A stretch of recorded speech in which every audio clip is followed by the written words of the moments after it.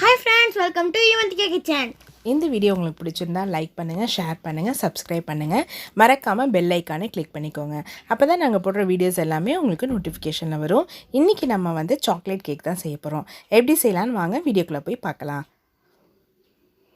இதுக்கு வந்து 20 கிராம் வெண்ணெய் எடுத்திருக்கேன். இதை வந்து வெண்ணெயை வந்து மெல்ட் பண்ணிவிட்டு எடுத்து வச்சுருக்கேன். இப்போ வந்து ஒரு கப் வந்து நம்ம சர்க்கரை எடுத்துருக்கோம். இதை வந்து நல்லா பவுட்ரு பண்ணிவிட்டு அதுக்கப்புறம் சேர்த்துக்கலாம். இது வந்து நல்லா கட்டி இல்லாமல் இருக்கிறதுக்காக சலிச்சு போட்டுக்கலாம்.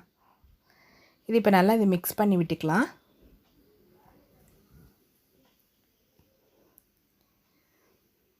இது மிக்ஸ் பண்ணதுக்கு அப்புறம் மைதா வந்து ஒரு கப் எடுத்துருக்கோம். சுகர் ஒரு கப்புனா மைதாவும் ஒரு கப் எடுத்துக்கோங்க. ஈக்குவல் அமௌண்ட்டில் எடுக்கும்போது நல்ல டேஸ்ட்டாக இருக்கும்.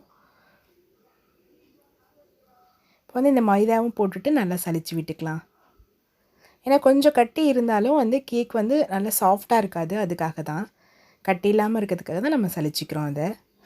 இப்போ வந்து 2 கப் வந்து கொக்கோ பவுட்ரு சேர்த்துருக்கேன். 2 கப் வந்து பால் பவுட்ரு சேர்த்துருக்கேன். இது வந்து ஆப்ஷனல் தான், டேஸ்ட்டுக்காக தான். 1 கப் வந்து பேக்கிங் சோடா,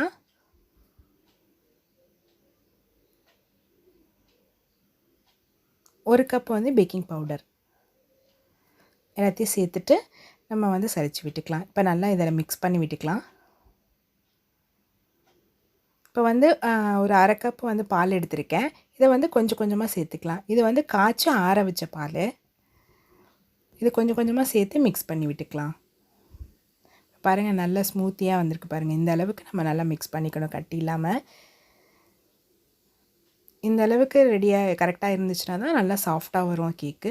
இப்போ வந்து நான் ஒரு கடாய் எடுத்து வச்சு அந்த மூடி போட்டு ப்ரீ ஹீட் பண்ணியிருக்கேன். ஒரு 10 மினிட்ஸ் ப்ரீ ஹீட் பண்ணிக்கலாம். இப்போ வந்து கேக் பேன் எடுத்திருக்கேன். இதில் வந்து பட்டர் ஷீட் வச்சுட்டு இதில் வந்து இந்த கேக் மிக்ஸை வந்து சேர்த்துக்கலாம்.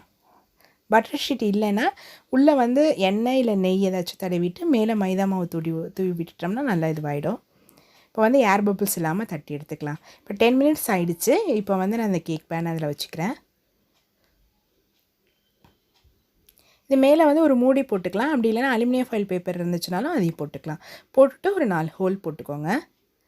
போட்டுட்டு இதை மூடி வச்சிடலாம். இது வந்து 20லேருந்து 25 நிமிஷத்துக்குள்ளே ரெடி ஆகிடும். இது மேலே ஒரு ஹோல் இருக்குது, அதையும் நம்ம நல்லா க்ளோஸ் பண்ணிடலாம். ஏன்னா ஃபுல்லாக க்ளோஸாக இருந்துச்சுன்னா தான் சீக்கிரம் வெந்துடும். அதுக்காக தான். இப்போ 20 நிமிஷம் ஆயிடுச்சு. நம்ம ஓப்பன் பண்ணி பார்க்கலாம் எப்படி இருக்குன்ட்டு. பாருங்கள், இது ஒட்டவே இல்லை. இப்போ நல்லா வெந்துருச்சு. ஆஃப் பண்ணிடலாம். இது வந்து நல்லா கொஞ்சம் ஆறணும். ஆறினதுக்கு அப்புறம் தான் நம்ம இது எடுத்துக்கலாம். இப்போ ஆறிடுச்சு. நான் இப்போ எடுத்துக்கிறேன். இந்த ஓரத்துல எல்லாம் நல்லா கட் பண்ணி விட்டுட்டு எடுத்துக்கலாம். சூடோடு எடுத்தோன்னா நம்ம அப்படியே அதில் ஒட்டிக்கும். அதுக்காக தான். இப்போ பாருங்கள் எவ்வளோ சூப்பராக இருக்குது பாருங்கள். அந்த மேலே உள்ள ஷீட்டை எடுத்துடலாம். நம்ம எடுத்துகிட்டு இப்போ பாருங்கள் சூப்பராக இருக்குது பாருங்கள். நான் மேலே சாக்லேட் சிரப்பு ஊற்றிருக்கேன் கொஞ்சம்.